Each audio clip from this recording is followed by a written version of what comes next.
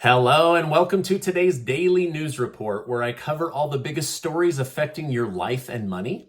You watch this channel each day because I keep you in the loop on what's really going on in Washington, D.C. with President Biden and the U.S. economy.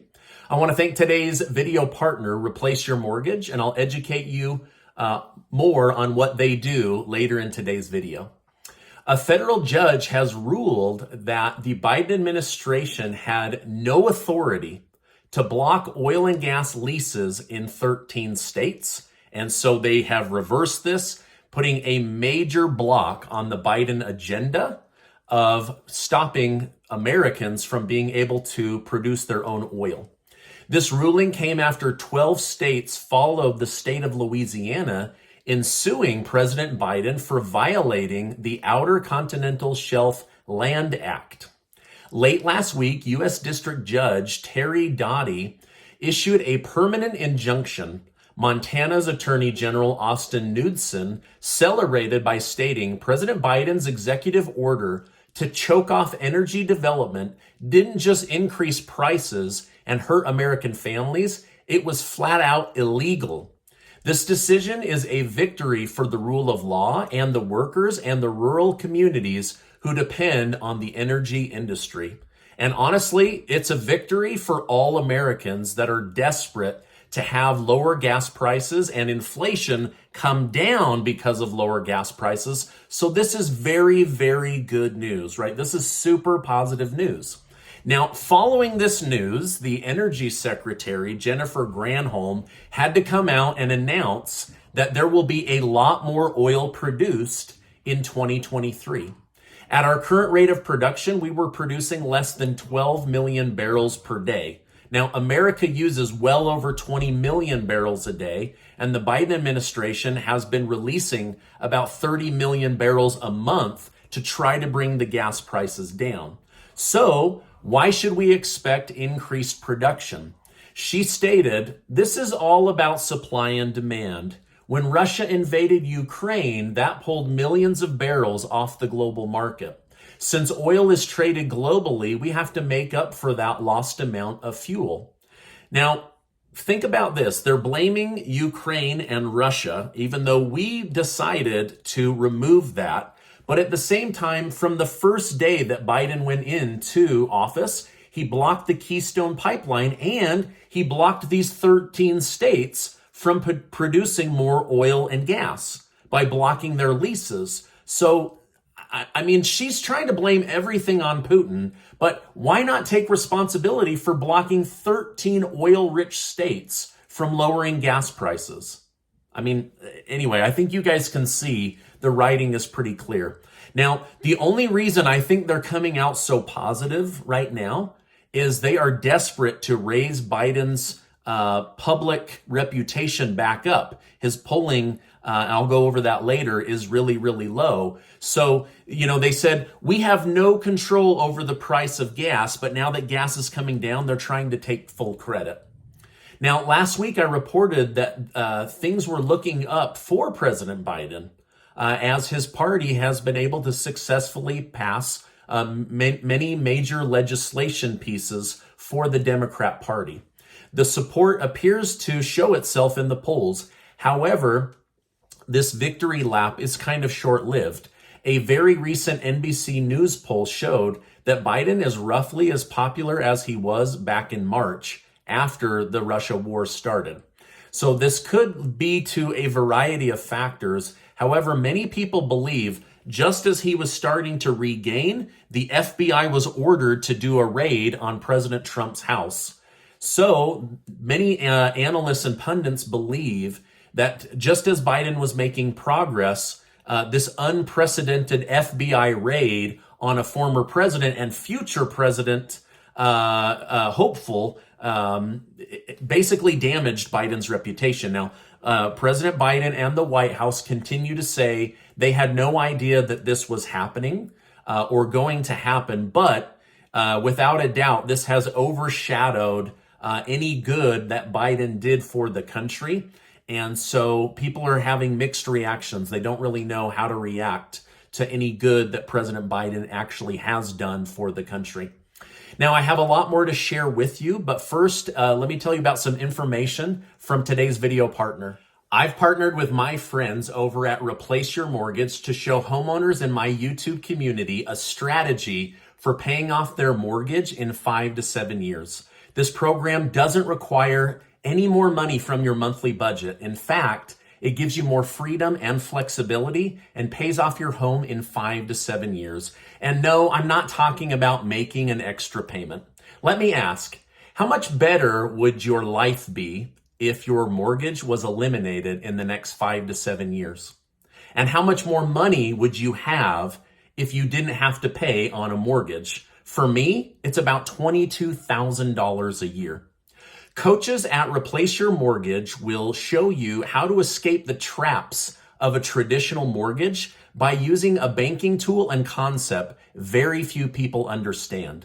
They'll also guide you to the financial institutions willing to support this concept.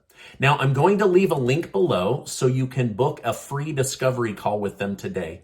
This group showed Casey and I how to save about $250,000 on mortgage payments and pay our house off in less than 50 months. So I want you to know about this concept because it will help you have more money in the future. All right, now let's get back to today's news update. We have finally received a more accurate timeline for Biden to announce whether he plans to extend student loan debt repayment and also the $10,000 that he promised when he ran for president. Education Secretary Miguel Cardona stated, "We know August 31st is a date that many people are waiting to hear something about. We've been talking daily about this, and I can tell you the American people will hear within the next week or so." However, former Treasury Secretary under President Clinton, Larry Summers, says the federal government has been beyond generous to those with student loan debt, maybe to the point of making them believe they don't owe money or filling their budget with other purchases. He says it would be a bad idea to extend student loan forgiveness again. He said if the federal government forgives this debt, universities and colleges will immediately raise rates because they know they can get extra money out of students via the federal government. Now, Summers says he isn't against some student loan debt forgiveness for those that are truly middle class or lower income because that would help. But continuing to delay repayment will hurt the economy and the borrower in the end. Ukraine is reportedly preparing for an increase in attacks from Russia after the daughter of an influential philosopher and personal friend of Vladimir Putin was killed by a device that caused the car she was in to explode. While Ukraine has denied involvement in the murder, Russia has already labeled this attack as a contract killing. While it is true that the 29-year-old was killed by this attack, it was meant for her father. Now, her father was reportedly supposed to be in that car, but last minute decided to go in a different car. This investigation is still ongoing, but the Kyiv Independent has stated that an unknown Russian group attacked Putin's friend and is taking credit for the attack. However, reports show that Russia has made new shelling attacks close to a nuclear plant because of this killing. So it's really unknown who is responsible for taking out Vladimir Putin's friend. But now this could amp up the war between Ukraine and Russia significantly. Dr. Fauci has announced he will be retiring this December and moving on with his life. However, Republicans say don't be too comfy because we will start investigations of you in January once we take back the House in the new Congress. So Fauci's move could be because he's preparing legally to defend himself against investigations in 2023. The climate and tax bill, which is really the inflation reduction bill that doesn't actually reduce inflation, signed by President Biden, includes $15 million to go towards considering if the IRS should build out its own free online tax filing website for taxpayers. The deadline for this decision will end in 1 year. To me, this shouldn't even be a question Give the people a more simple way to file their taxes. There's no reason the government couldn't provide a free tool, especially for middle class and lower income families. Now, upon doing research, about 70% of Americans would qualify for free tax filing. However, right now, only 3% of Americans take advantage of free tax filing. So this could be very, very good news for a huge portion of the US population. A new poll came out while President Biden is on his third week in a row of vacations that 74% of Americans believe the country is headed in the wrong direction. So a huge percentage of the population is disappointed in inflation. They're disappointed in the cost of groceries, the cost of gas at the pump. And so 74% of the country is not very happy right now with the US economy. Now, remember last week I told you that the mayor of New York was caught paying $400 a night for illegal immigrants, which was about $12,000, $400 a night, $12,000 a month.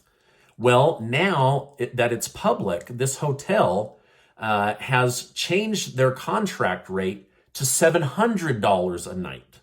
So the New York City government said, okay, well, we'll just pass it on to taxpayers and use taxpayer money.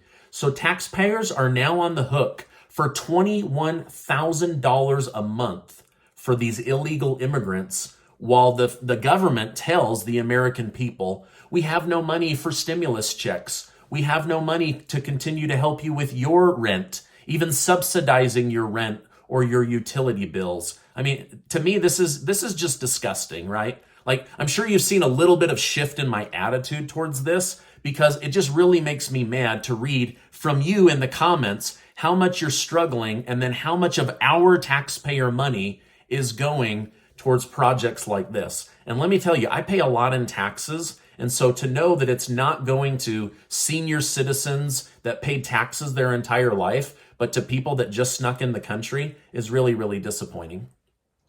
Lastly, Liz Cheney says that now that she's officially lost her seat, she plans to create a new PAC to raise money to go after Republicans she sees as bad for the country. She said her first attack will be against Josh Hawley and Ted Cruz. So now that Republicans say, we don't want you in office, she's attacking her own party.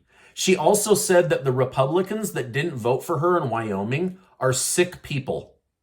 So Liz Cheney is dealing with some very bad feelings after losing, and now she's attacking her own voters. The very people that she promised to represent, she's now calling them sick, and that there's something wrong with them for not choosing her. I mean, wow, talk about sour grapes, right? All right, now this is my update for today. As I know more, I will definitely come on and share more with you. And thank you guys so much for giving these videos a like and sharing them with family and friends on social media. Now, before you go, I want to remind you to take 20 seconds to get your name entered to be one of the winners of the $1,000 per person giveaway that Casey and I are doing, thanks to generous video sponsors. And I'll make sure to leave a link below. Also, if you're in my community and you own a mortgage, go book a free discovery call right now to learn about how to pay your mortgage off in 5 to 7 years. It'll also show you how to be wiser with your money, free up some liquid cash right now during these hard times. And if you do it right, it will exponentially increase your wealth. And I want you to know about it. Now, before you go, I want to remind you that you are amazing. And I appreciate you being in my community. And I will see you on the next video.